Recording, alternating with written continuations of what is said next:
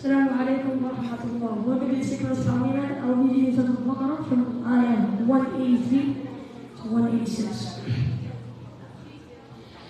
أعوذ بالله من الشيطان الرجيم. بسم الله الرحمن الرحيم. يا أيها الذين آمنوا كتب عليكم الصيام كما كتب على الذين من قبلكم لعلكم تتقون أياما معدودات فمن كان منكم مريضا أو على سفر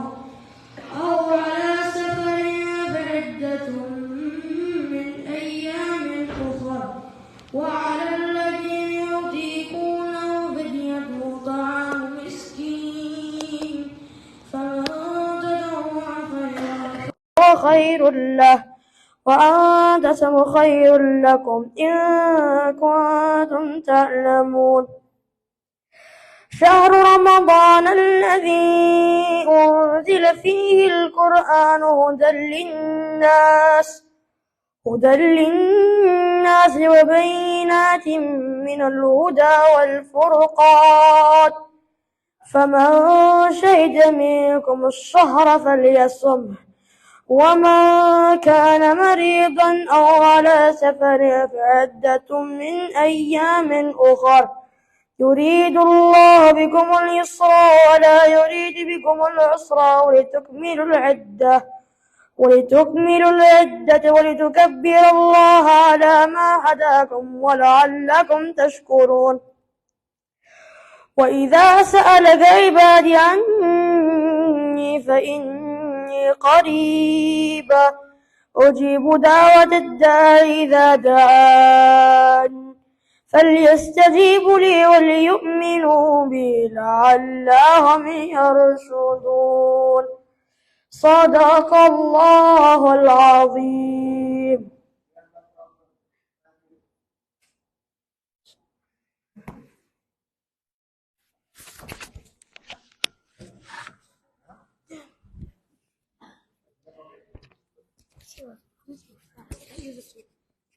I just use this here. Take this. Sure. I'll use this one.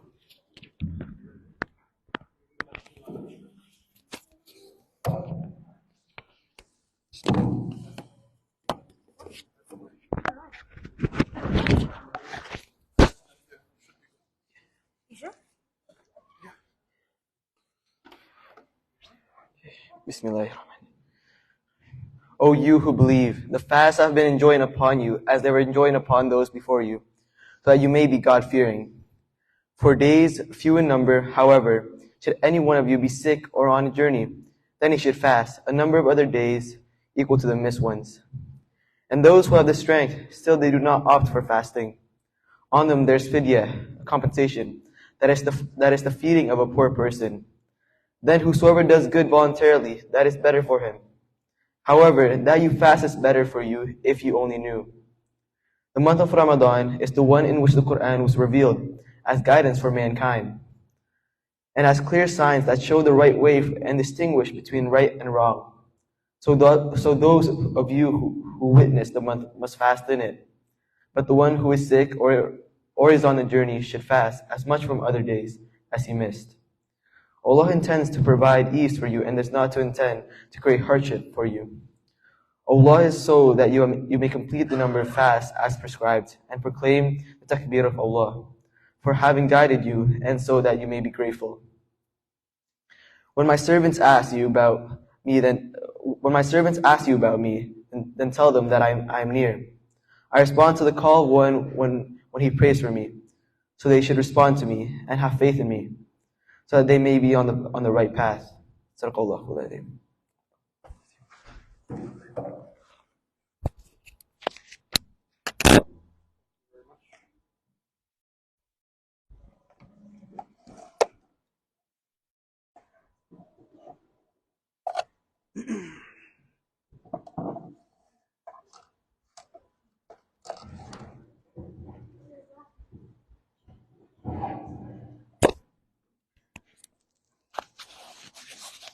طيب أحباب السلام عليكم ورحمة الله وبركاته.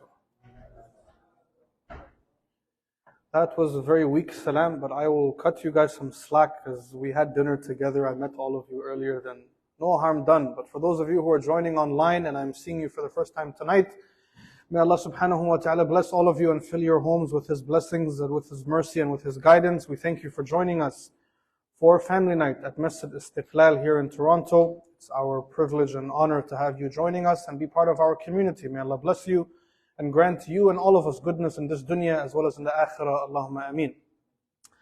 Ahbab Mustafa alayhi salatu wassalam, in the next half an hour or so, we are going to, inshallah, work on preparing ourselves for the month of Ramadan. I want to start by thanking Razka for his recitation of the ayat of fasting from Surah Al-Baqarah, and also Theo for his translation that he miraculously made it on time for. Good job, keep it up.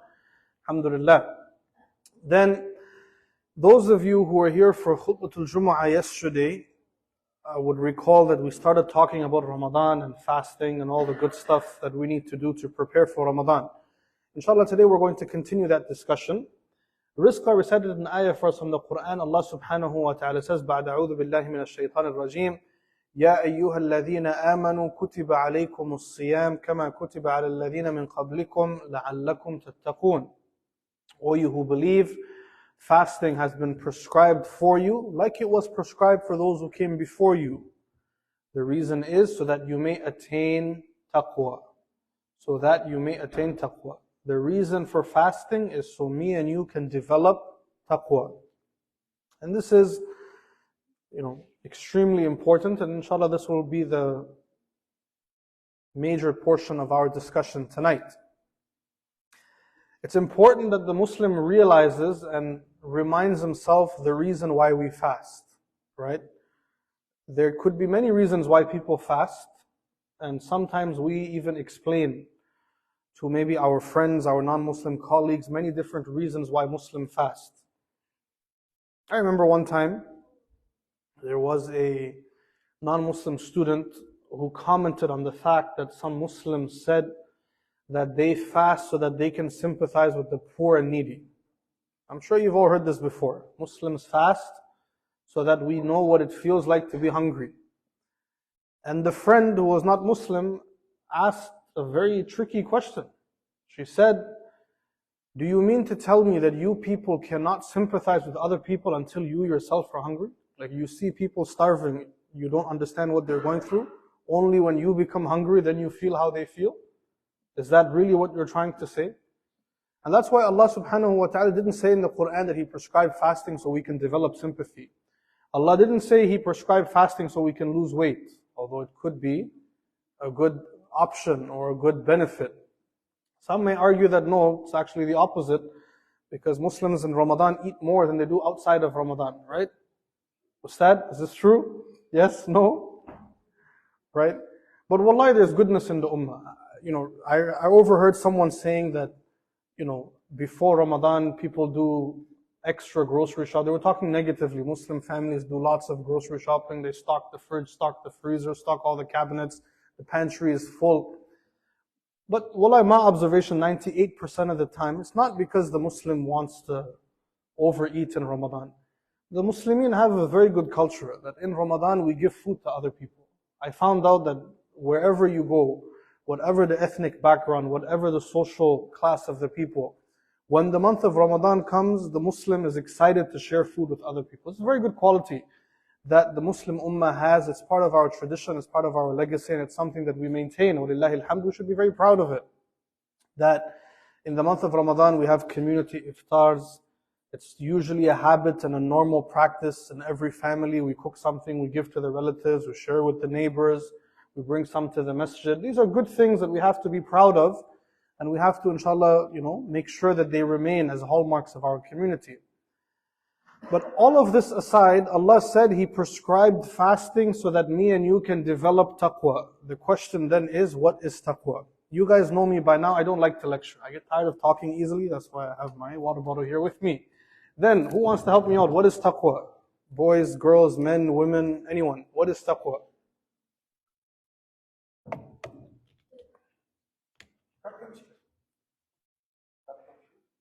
Confused? Oh, God conscious. Well, I heard confused. I said, no. Having taqwa doesn't mean to be confused. Ustad says that having taqwa means to be conscious of God. Any other ideas? But what does it mean to be conscious of God? A higher level of iman. Good, mashallah. Did you guys eat too much? Is that the problem? I intentionally, by the way, Sister Sita was asking me why I didn't try her soup. I said, if we eat too much, nothing will come out from our throat when we try to speak. And I think you guys didn't get the memo. You did too much eating, now you can't participate. What else, guys? What is taqwa? God consciousness is good. Do we all agree that taqwa means God consciousness, or is there some other idea? I heard something. To obey Allah, excellent, mashallah, mashallah, very good. What else? Rizqa, what does taqwa mean? To protect, this linguistic meaning, mashallah, excellent.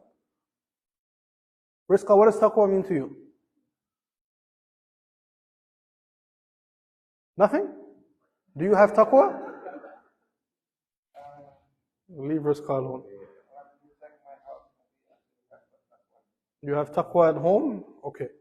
Taqwa, Ustad mentioned God consciousness. That's probably, a very fair, very good, accurate definition of the Arabic word taqwa. Any word that we study Islamically, I told you guys this before when we did the fiqh of tahara and wudu. Any word when we study Islamically has two components. There's linguistic definition and there is istilahi or shari'i definition. So, in the Arabic language, taqwa means to protect yourself, right? And this is why, for example, Al-Hafidh ibn Hajar al-Asqalani alayhi rahmatullah, he defined taqwa, he said very nicely, he said, "At-taqwa an taj'al baynaka wa bayna adhabillahi al-wiqaya." Taqwa is that you take some protection so that between yourself and the punishment of Allah, there is a barrier, there is a shield. So protecting yourself from the punishment of Allah, making sure that there's a shield between you and the punishment of Allah. This is what the Imam said. That's the linguistic definition of the word taqwa. But taqwa in essence means to be conscious of Allah. When we talk shar'an in Islamic perspective, it means to be aware of Allah. Some people say to fear Allah, but that is not a very accurate definition. Because for Lugha al-Arabiya, we have a word called khashya, right? Someone can be khashya. And that's completely different. That's to have fear or khawf min Allah subhanahu wa ta'ala, right? But taqwa is to be conscious. Means the mind is aware of Allah subhanahu wa ta'ala. Now a good question comes, how does the mind become aware of Allah? Let me explain to you guys. To have taqwa, to be aware of Allah means that Allah subhanahu wa ta'ala is always in my mind. Now, what does that mean? That means what Allah asks me to do, I don't forget, and what Allah asks me not to do, I also don't forget. Right? See, to be conscious of Allah, Lillahi al-mathal a'la, to Allah belongs the highest example. But for somebody, for one of our young friends, to be conscious of his mom, right, would mean, I don't mean have taqwa of your mom, this is not where I'm going. But if your mom asks you to clean your room, or to tidy up some mess in the house, or she asks you to do something for her, then keeping that commandment of your mom in your mind is a way of acknowledging and showing your mom that you care for what she has to say. This is tabi'i, everybody understands this. And the crime would be, and we can probably all relate to this, if your mom follows up with you and says, "Did you clean your room?" and you say, "What do you mean? You never told me to. I completely forgot. I didn't hear you when you told me." Now we start to have problems because your mom will be like, "Were you not listening? Were you not paying attention? When I was talking, where were you? What were you doing?" And all of a sudden there's going to be a conflict. This is an example of a child with his mom or her mom. Allah subhanahu wa ta'ala mathalan has asked us to pray, right? Then in the mind of the Muslim, it shouldn't be something that we're not aware of. It should be something we're conscious of, that Allah asks us to pray. When I wake up in the morning, what's the first thing that should come to my mind? That I have to pray Fajr. Before I go to sleep at night, what's the last thing that should cross my mind? Did I pray Isha? Right? This is what it means to be conscious of Allah. Allah subhanahu wa ta'ala asked me, For example, not to speak in a vulgar way or not to speak in an offensive way. This can take many different forms. It could mean not lying, not slandering others, not using foul language.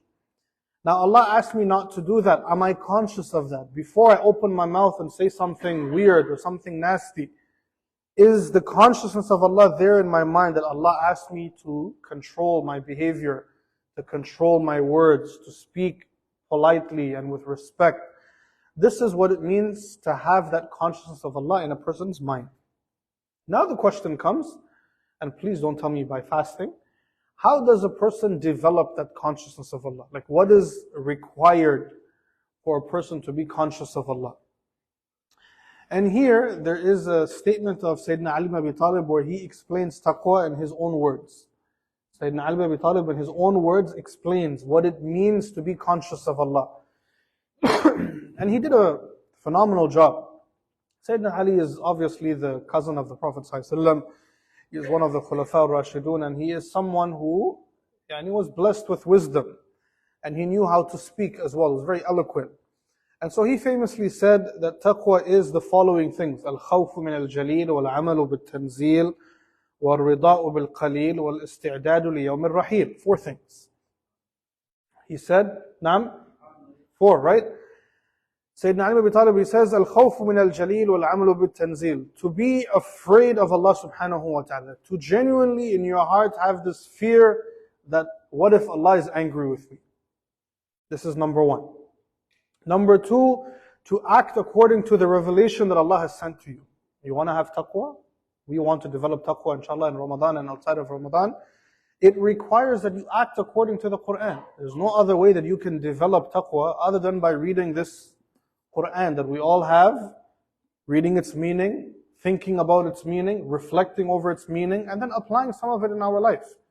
I'm going to get to this later on inshallah, that, this Ramadan inshallah, we are going to focus on applying this Qur'an, not by applying all of it one shot, but we're going to do it one ayah at a time inshallah. And you will see how one ayah of the Qur'an can reshape your life, quite literally. So Sayyidina Ali ibn Abi Talib says, besides having that fear that Allah might be angry with you, having taqwa also means to act according to the revelation that Allah sent to you, which is the Qur'an. Sayyidina Ali also said that you be content with the little that Allah has given you. Concept. To be conscious of Allah and to have taqwa means that you are content with the little that Allah has given you. Now somebody might say, but Allah has given me a lot. Okay, alhamdulillah, Allah gave you a lot. In your eyes it's a lot. In the grand scheme of things, what do you really have? In reality, me and you, even, who is the richest person in the world today, guys? Still number 1, right? How many ever billions he has, right? I don't want to mention his name here while we're in front of the camera and sitting in the masjid beside the mihrab. There's no need, unless he accepts Islam, then we'll talk. But the richest man in the world, who has billions upon billions of dollars, compare that to the treasures and to the ownership of Allah subhanahu wa ta'ala. What is it? As the Rasul sallallahu alaihi wasallam, he explained this in a hadith that, all of us, mankind, what we own in terms of money and assets in this dunya, compared to the kingdom of Allah, is like a drop from the ocean. If you put, spoon or a needle or something in the ocean and you pull it out, how much water can you take? This is the comparison. What Allah owns versus what human beings can ever own. Subhanallah, Allah subhanahu wa ta'ala created everything. Me and you are competing for dollars and some assets here in dunya on planet Earth. Allah created all of the planets. Allah created the sun. Allah created the galaxies that are beyond the solar system of ours. Allah created the heavens. Allah created the angels and the jinn. Each of them have their own existence and their own realms that they live and interact in. The creation of Allah, the treasures of Allah are beyond anything that we can imagine. Then whatever it is that Allah has given you, no matter how big or how small, in reality it is a very little amount that Allah has given to me and you. This is if somebody has a lot. And if somebody has a little, then be content with the little that you see as little that Allah has given to you. The Prophet ﷺ in a famous hadith, he said, and we're not encouraging the Muslim to desire poverty or to want to be, miskeen. But just something for us to think about. The Prophet ﷺ said, and especially for our young friends to think about, the Prophet ﷺ said, whoever wakes up in the morning and he has food for the day, and his life is protected for the day, and he has a roof over his head, it's as if the whole of the dunya has been given to him. Because what else, what more of the dunya are you going to use in that day? Right? If my teacher, may Allah bless him, Shaykh Ashraf, you guys, most of you know him and have met him, he always gives the analogy, the example. If someone has millions or billions of dollars, and wallahi, the Muslim should have millions and billions of dollars. But there's a big difference between the Muslim having it who has Iman and the other people having it. The Muslim who has Iman, who has billions of dollars, he has billions of dollars in his hand, not in his heart. Huge difference. Money that's in my hand, I can part with. I can share with my family, I can share with my community, I can help build the masjid, I can take care of people who have been affected by natural disaster, I can spend it for the sake of Allah because it's in my hand. It came into my hand, it can leave from my hand. But when the money enters into the heart, and this is where we have a problem. Wallahi, there could be somebody who has billions, but it's in his hand. He can be more righteous, he can be closer to Allah than me or you who have few dollars, but it's stuck in our heart. We can't get rid of it. So the issue is not how much money you have. The issue is your attachment to the money and, how you interact with that money. But our teacher tells us that at the end of the day, a human being, if he has unlimited resources, unlimited amount of money, he might have a very big home. He might tell you that he has 17 bedrooms, 21 bathrooms. He has, theater in his basement. He has a pool in the backyard and an indoor pool as well. He has this and he has that. Okay, good. How many bedrooms again? 17. Okay, good. But when nighttime comes, how many bedrooms do you sleep in? How many beds can you physically sleep in? One. Whether you have 17 beds or 21 beds or 50 beds or one bed, eventually you'll sleep in one bed. Hatta if you wanted to sleep on more than one bed, you will be uncomfortable. You would prefer to use one mattress. Somebody brings 4 mattresses, puts them together, says, Yallah, sleep. You say, I don't like half my body is on the fluffy side, the other half is on the non-fluffy side. I'll just stick with this one.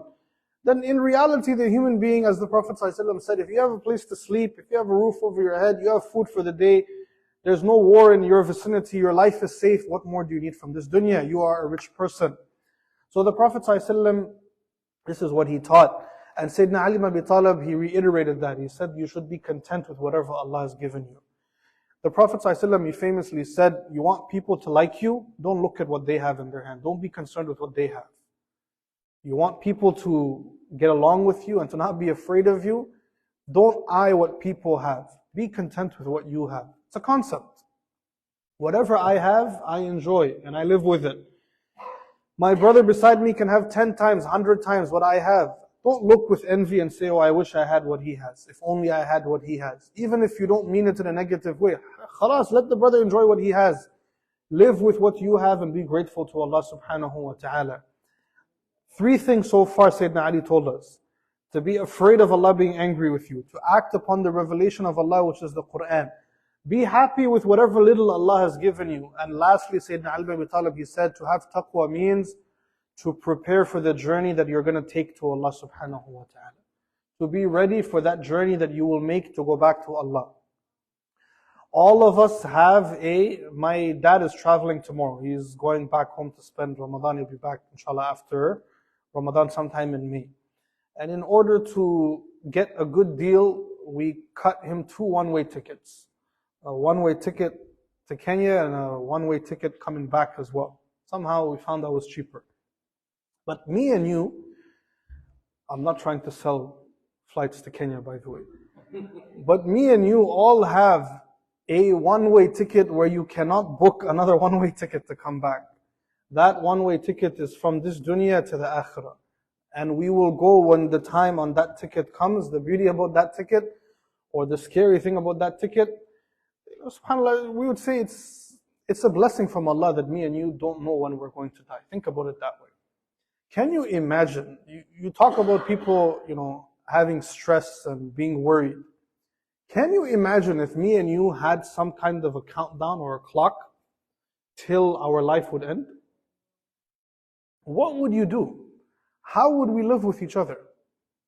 May Allah protect us all, grant us all long and healthy life. But imagine husband and wife, children, mother and father, and we look at each other and we know that my mom will live for another 7 years, my brother will be gone in 2 years, alhamdulillah, the other one will last a little bit longer. What kind of human interaction would we have at that point? It's a blessing from Allah that He kept our time in this dunya unknown to everyone, right? There are some things in life that human beings will never know. Allah mentions at the end of Surah Al-Luqman, وَمَا تَدْرِي نَفْسٌ مَاذَا تَكْسِبُ غَدًا وَمَا تَدْرِي نَفْسٌ بِأَيِّ أَرْضٍ تَمُوتُ. It's not exactly what I was trying to say, but the concept is there. Allah says nobody knows what's coming tomorrow and nobody knows where they will die. Not when they will die, where they will die. But that's also true. We have no clue what's happening tomorrow and when we are going to leave from here. But we all know that we are going to leave. Now, if we have any trip that we make in this world, if we have anywhere that we have to go, vacation, back home, hatta even if we need to go from here to Ottawa, from here to Niagara Falls, how much preparation goes into that trip? It's not a bad thing. Human beings need to prepare. But let me ask myself first, and you honorable brothers and sisters, ask yourself, how much preparation have we made for that journey that we're going to make back to Allah subhanahu wa ta'ala? I have to ask myself, you have to ask yourself. If the answer is we are just realizing that we have to make the journey, then something has to change. Because that journey, it can start tomorrow, it can start the day after tomorrow. I told you guys this before. People like to sit and discuss signs of the Day of Judgment. Okay, Dajjal is not here, Sayyidina Isa didn't come yet, up and down, good. The reality is that Sa'ah will start for me and you the moment we die. Forget about what will happen when the dunya ends. My Sa'ah and your Sa'ah is around the corner, days away, literally. Whether that's tomorrow or 300 days or 3,000 days from now, it's around the corner. And what preparation have we made for it? And I don't want to be too hard. It's for myself first, wallahi, before you guys. My ears are closest to my mouth.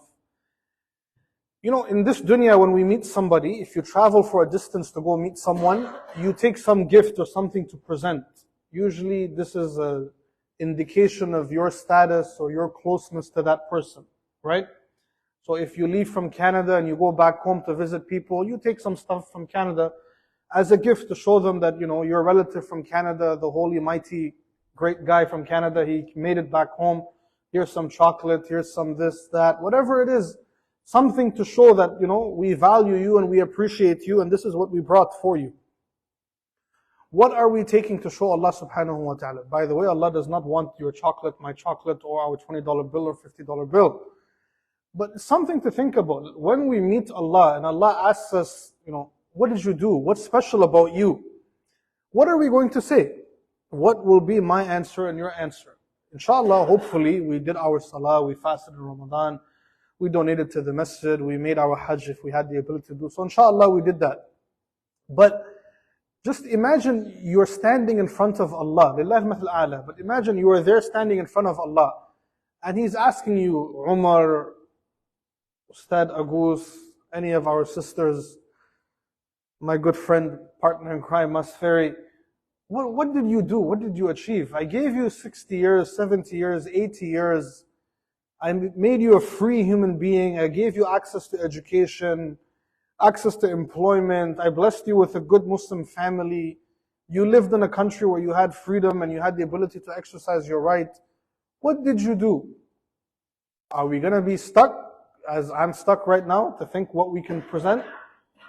Or inshallah, maybe from today or at least from tomorrow morning, we should have a plan that we're going to implement, that there is something under our belt that we have to present to Allah. Something special that we can tell Allah that with the opportunity you gave us, this is what we did.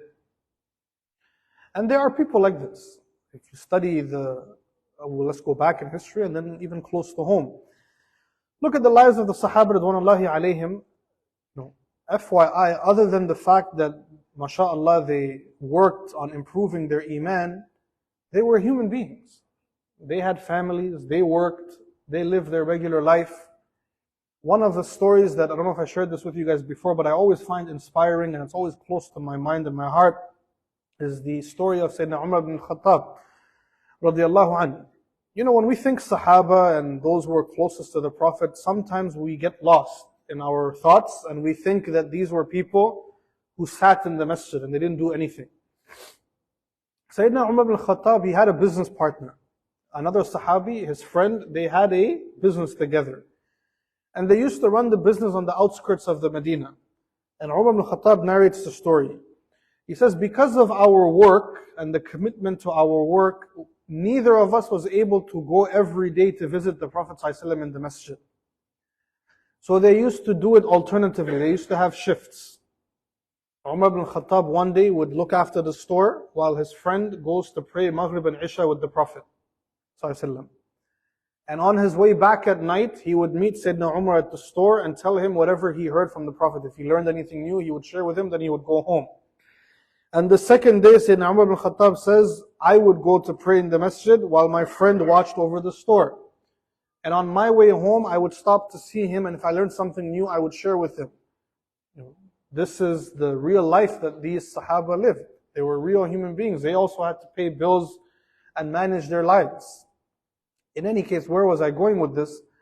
After all of that, you find that they excelled, right? If you look at Sayyidina Uthman ibn Affan or many of the other Sahaba, Sayyidina Uthman ibn Affan, when he came to Medina, he single-handedly made sure that the Muslimin had access to water.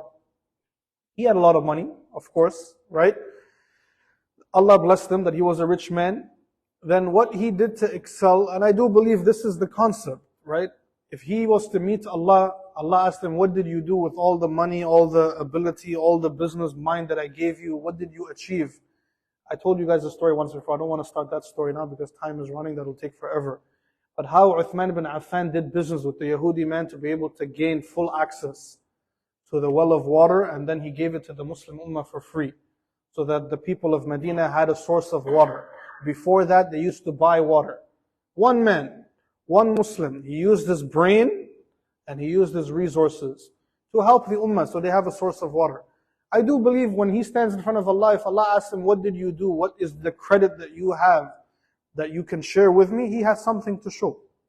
In our time, maybe in our families too, we know people who they have some, amal or some good deed that they are committed to, that they are dedicated in, right? Somebody might be, for example, I don't know, let's think. Somebody, it could be that they are passionate about helping new Muslims. Maybe one of our sisters, one of our brothers. Anytime if a new Muslim was to cross paths with them, they give them their undivided attention. They become friends with them, they mentor them, they guide them through the process of learning Islam, connect them with the masjid. And if you ask that brother or sister, you say, how many new Muslims have you mentored? It says 30, 40, easily every year there's a new one. Right? But this is his amal. If you ask this guy or this sister, what are you good for? It says, this is, the ability I have, this is the passion I have, this is what I do for the sake of Allah. Another guy, maybe he has lots of money. Then what do you do, brother, for the sake of Allah? I'm talking again, besides the obligation of what Allah asks you to do. And I'm not talking about salah. If you go to Allah and say, Ya Allah, I prayed Dhuhr and Asr and Fajr and Maghrib and Isha, congratulations, there's 10 billion other people who did just like you. When you're competing for levels in Jannah, you need to have something to show. Another brother might say that, okay, I had lots of money, I was determined that, X amount of money every year for the masjid, I would contribute. If the masjid had any project, and there are people like this. In my city where I come from, halfway across the world, in the city of Brampton, that you guys all know, in our local masjid, it's a known fact. If the masjid has some work that needs to be done, there's, 3, 4, maybe 5 people maximum that the masjid can go to. It doesn't matter what the masjid needs done. It doesn't matter what the bill will be. These guys will arrange and make sure that the masjid has the money tomorrow. The masjid needs a new roof in the wintertime, it's done. The masjid needs new carpet, it's done. Whether that means they give the cash as a donation, they give it as a loan and tell the masjid that in 5 years or whatever you can work on paying us back. Most of the time I found out, when 5 years passes, they say, forget about it, we're good, we don't need that money back. Then these guys, they are the maintainers and the sponsors of the masjid. Somebody else maybe prays in our masjid over here, and their passion or their talent is to teach people how to read the Qur'an. Right? All the way from Alif Ba Ta. You will find sometimes that we have children, and this is a problem, by the way, in our Islamic educational system. we assume that alif ba ta is only for the 5-year-old. Okay, but what about the 12-year-old or the 16-year-old who never went to madrasa when he was little? What about the adult who's 30, 40, 50 years old but never got the chance to go to madrasa when they were little? Where is the system where the adult can come and learn how to read the Qur'an? We don't have one. Not only here in Istiqlal, frankly, across North America. Such a curriculum, such a concept does not exist. Something that we'll work on, inshallah, together, maybe here in the masjid. But maybe a brother or sister, they have that talent. They know how to read Qur'an, they know how to join the letters and know how to read. And they are determined. They pray in the masjid, they come Jum'ah once a week. But if anybody says, I don't know how to read, they say, don't worry. I'll sit with you half an hour a week. Give it 6 months, 8 months, you'll know how to read Qur'an just like me. The point I'm trying to make is, these type of a'mal, these type of actions are things that you can do to be prepared for that journey that you're going to take back to Allah subhanahu wa ta'ala. When we talk about preparing for that journey, we don't mean packing your bags. We mean working hard, spending your life in this dunya, doing things that when you go back to Allah, you have something to present and something to show to Him subhanahu wa ta'ala. For tonight, inshallah, and we're going to begin to wrap up. For tonight, I want to introduce an idea, and that is, I mentioned it earlier, the concept that the Qur'an, the book of Allah subhanahu wa ta'ala, is something that we can use to reshape our lives quite literally. Even a single ayah of the Qur'an, if we were to reflect on it, think about it, understand it, and then try to act on it, it can do miracles in our life. You know, as a concept, every Muslim believes in this, right? If I was to do a show of hands, who believes that the Qur'an can change your life? Everyone will say me. It's standard. Every Muslim believes the solution to our problem is Qur'an and Sunnah. But what does that mean? What does that look like in practical terms? What does it look like in the real world? What does applying the Qur'an mean as I live my life, go to work, pick up my kids from school, come to the masjid, pay my bills? What does practicing the Qur'an look like? The answer to that question is not as complicated as we might think. The answer to that question is, you have to try it. You have to read an ayah, study it, understand it, and then try to apply it and see what happens next. I'll share with you guys a famous story. And if any of you recall the name of the Imam, you can yell it out, because I don't remember. But there's a great Imam in the history of Islam whose story is very interesting, because he didn't receive a formal training as an alim. One of our Imam in the history of Islam, he belonged to a criminal gang in the Arab world at that time, in the first few centuries of Islam. He was not a practicing Muslim, never mind a person who was interested in learning, and a person who was interested in studying. And so him and his gang, what they used to do was they used to rob people that used to pass on the highway. In the olden days, in between the cities, they had highways through the desert. People would travel in their caravans and on their camels, with their horses, donkeys, whatever, and they would be carrying their supplies. And this young man and his friends made a living by interceding caravans, robbing them, taking their supplies and their goods and going to sell it in the market to make a living. Right? Thieves, professional thieves, that's what they were. And the story goes that on one occasion, it's a long story, I'm oversimplifying for the sake of time. But on one occasion, there was, some plan that they had, some setup that they had orchestrated, and they were getting ready to get the job done. And he overheard someone at night, obviously, robberies happen when? They happen at night. Then he overheard in one of the places that they were set to target, there was a young girl who was reading the Qur'an. And he was obviously an Arab man, he's living in Arabia, then he understands what's being recited. And he heard one ayah that the girl was reading from Surah Al-Hadid. What did Allah say? أَلَمْ يَأْنِ الَّذِينَ آمَنُوا أَن تَخْشَعَ قُلُوبُهُمْ لِذِكْرِ اللَّهِ وَمَا نَزَلَ مِنَ الْحَقِّ. Hasn't the time come for those who believe in Allah, for their hearts to be full of fear of Allah and to accept the truth and to change what they're doing, to change their life? He listened to, it's not even one ayah, it's half an ayah by the way. He listened to that ayah and he understood it, right? He understood the language and he understood what it meant. And he told himself, he said, no, the time has come. Once the understanding of the ayah hit, it registered in the brain, you have two options. Either you act on it or you don't. If you choose not to act on it, may Allah help us and guide us. But if there is any love of Allah and His Messenger in the heart of the person, which alhamdulillah we all have, then you will be forced to act. The problem is we read and keep reading and listening and we don't understand. Then what are you expecting to happen? I was in a different masjid yesterday where again we had the same program, Welcoming Ramadan, and it was my teacher who was speaking.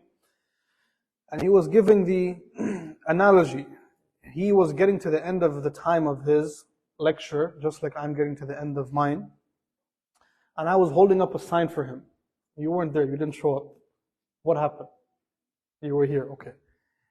I was holding up a sign for him because I didn't want to interrupt him while he was talking, but I wanted him to get the hint that he has 15 minutes left. So I took a piece of paper and I wrote 15 minutes left in big, we're using a red pen, big letters.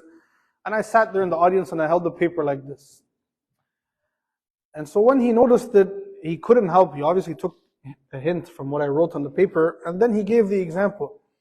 He said, some of us treat the Qur'an like that sign that Umar is reading. Imagine if the Shaykh who saw the sign just kept reading. 15 minutes left, 15 minutes left, 15 minutes left. Where are you going with this?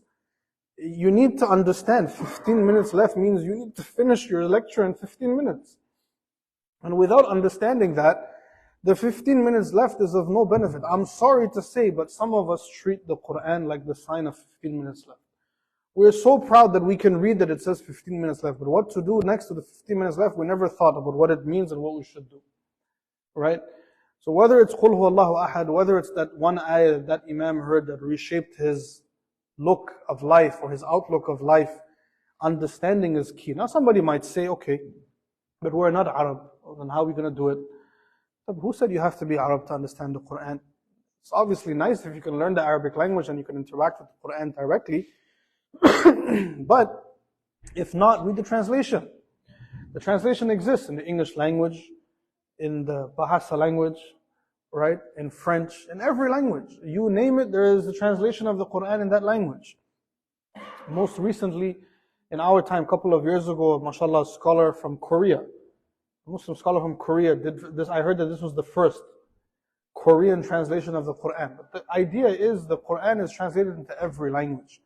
Then there's no excuse for me or you to not be studying the meaning of Qur'an, to not be reflecting on the meaning of Qur'an.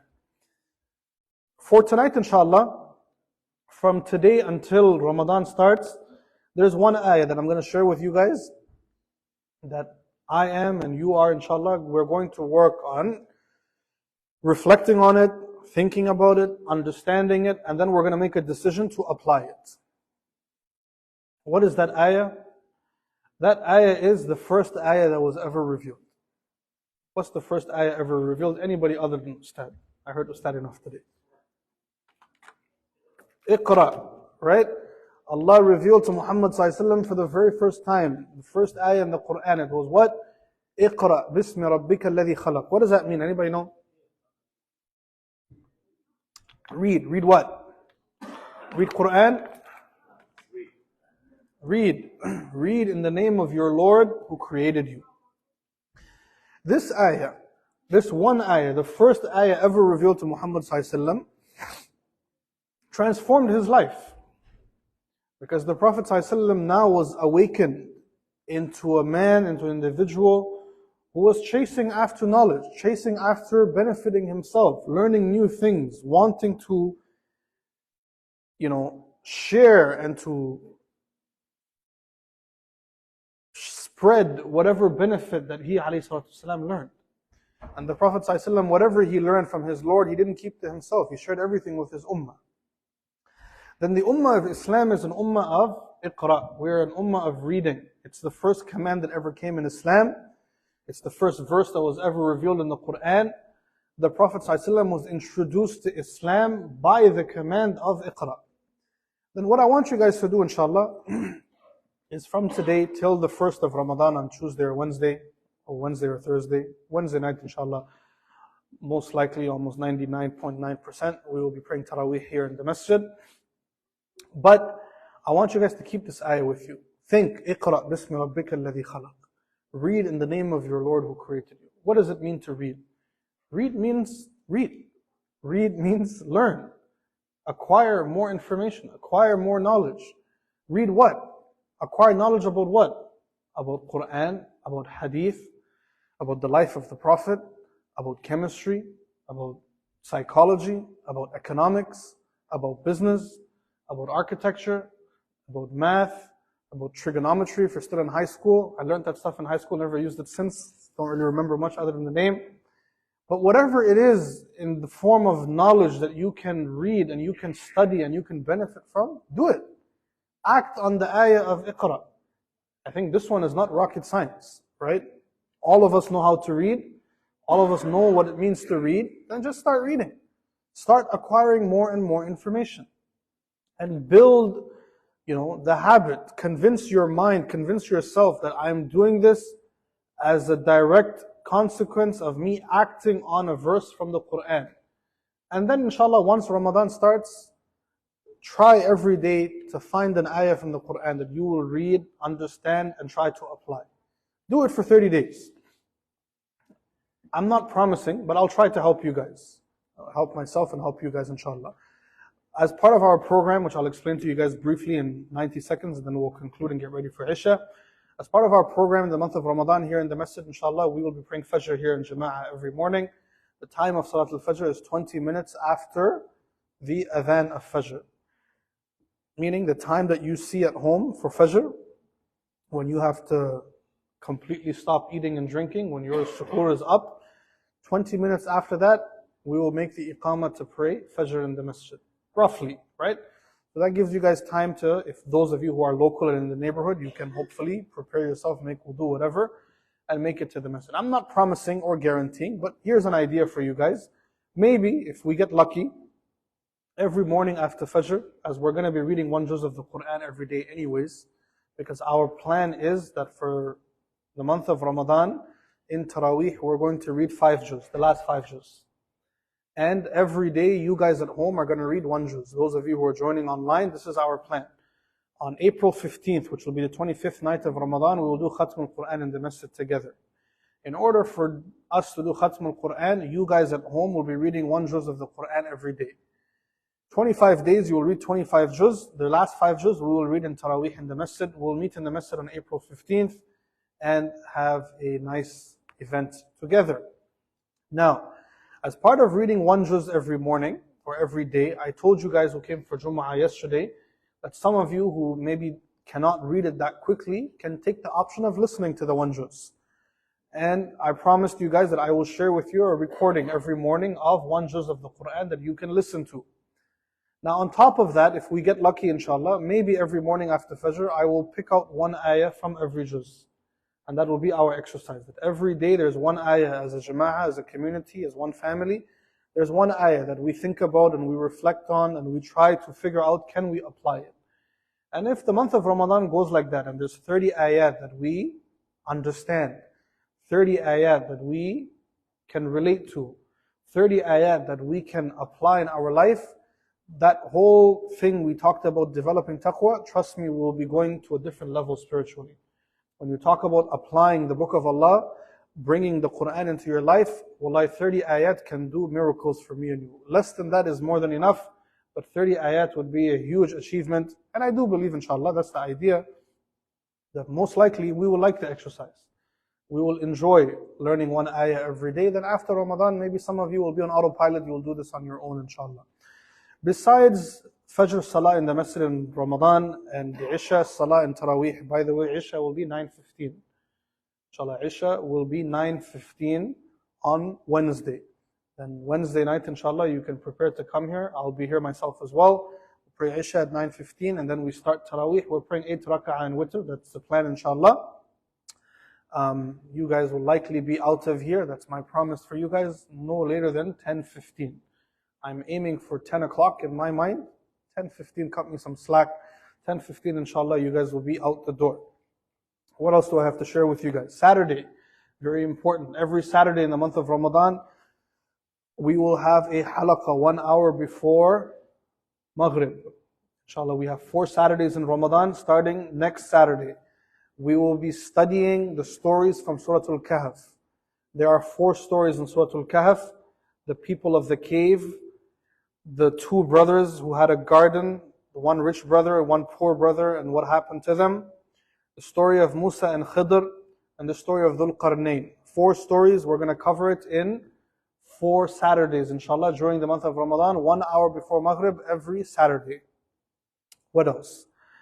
April 15th, I told you guys about Khatm al-Qur'an in the masjid, and also as a community, for those of you especially who are at home, you can mark your calendars, we will be doing i'tikaf in the masjid for 1 night. Somebody might ask why we're not doing 10 nights. The masjid doesn't have the facility yet. Let's be honest and upfront.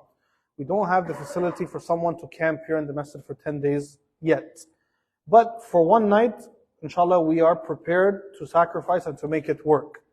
Then on April 15th, the plan is, and I encourage all of you to join us, inshallah. I trust that all of you here will be joining us, but I need you guys, inshallah, to spread the word to your family and friends. April 15th, there are a couple of things that are happening. We are one family, then we can be perfectly transparent and open with each other. That day, we're doing i'tikaf in the masjid. So from Maghrib until Fajr, we're going to be in the masjid, trying to practice that noble sunnah of the Prophet ﷺ of doing i'tikaf. Even if we can't do for 10 days, we'll start with 1 day. April 15th is also the 25th night of Ramadan, meaning it's an odd night of Ramadan in the last 10 nights.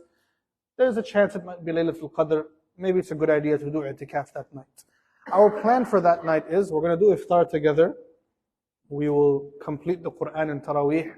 We'll obviously make dua. If you guys have requests for dua for family, friends, relatives, anything you need, you're more than welcome to write that down and hand it to me or any members of the management before that. We'll be making dua, inshallah, for everyone on that night. Besides that, we will have a very special program which is called fundraising. Has anybody heard of fundraising before? Muslims know fundraising very well. We'll be doing fundraising, and I'll share with you guys as much as I know. We'll be doing fundraising with a clear goal. That goal is, we want to get to a level where the masjid can raise money to operate and sustain itself from one Ramadan to the next. Does anybody want to guess how much it costs to run the masjid for a day? I need to hear some numbers. And if you were one of the people who made the spreadsheet with the number, please don't put up your hand. Yes. $500. It's higher. No, you are higher than what it is. It costs less than that. Alhamdulillah, it costs less than that. $150 costs a little bit more than that.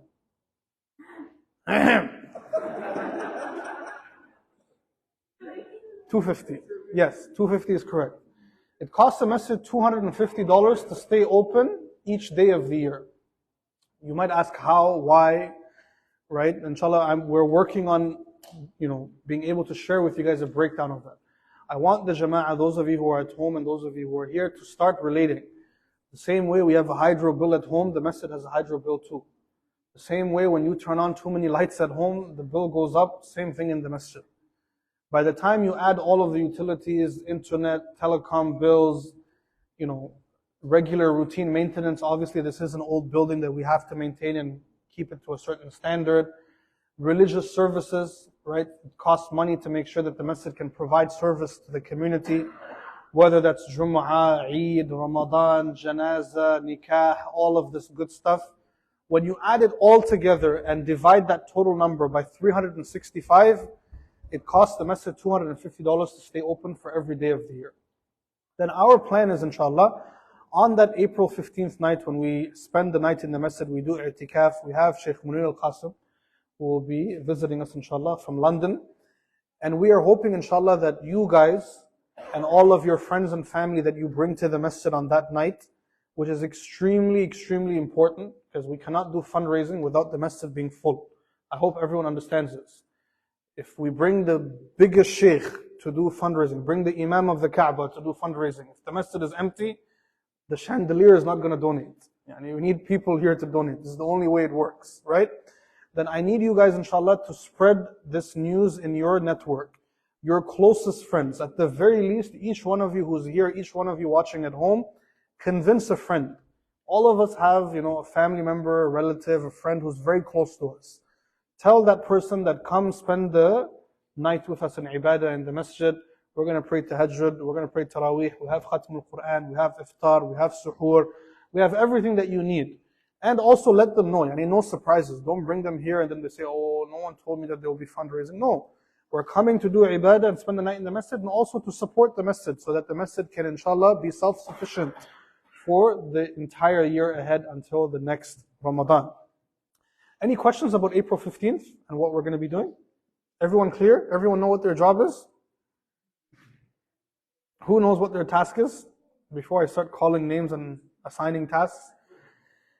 Each and every single one of you, inshallah, it's your task to mark your calendar that April 15th you will be nowhere other than Istiqlal Masjid in Toronto. And it's your job from today going forward to recruit friends, family, relatives, people who you know might be interested in supporting the masjid, which mashallah is every Muslim, by the way. There's no Muslim who's not ready to support the masjid. And our strategy, inshallah, is that we're going to be looking for individuals or families to sponsor the masjid for how many ever days they can. So if I'm able to, I will, inshallah, support the masjid to stay open for 1 day. Another brother might say, I'm taking it on my shoulder to keep the masjid open for 5 days. Another guy, I'll keep the masjid open for 10 days. By the time we get to 300 days or 365 days, we can be rest assured that the masjid has the budget that it needs to stay open for the rest of the year until next Ramadan. Is this making sense, guys? Has it gone over your head? Yes? No, I hope not. We have to find a different way to communicate next time. No. I trust, inshallah, that you guys are all on the same page as me. I know I spoke for way too long. Time is up. If you guys have any questions about Ramadan or fasting that you would like to ask publicly, you're welcome to do so. We have 2 minutes to do that, and then we'll make adhan for Salatul Isha. If you guys want to ask any questions or speak to me privately about anything related to Ramadan or fasting, you'd have to find a way to catch me on the side, inshallah, before I leave. Are there any questions that you guys have before we conclude? No. Now thank you guys very much for listening. May Allah bless all of you. Inshallah, we'll make adhan and get ready to pray Salatul Isha, and then we will carry on with the rest of our night. For those of you who are joining online, thank you very much for joining us. May Allah bless all of you. We look forward to seeing you in person at Istiqlal, Toronto, very soon, inshallah. Until then, may Allah bless you and your family. Assalamu alaikum wa rahmatullahi wa barakatuh.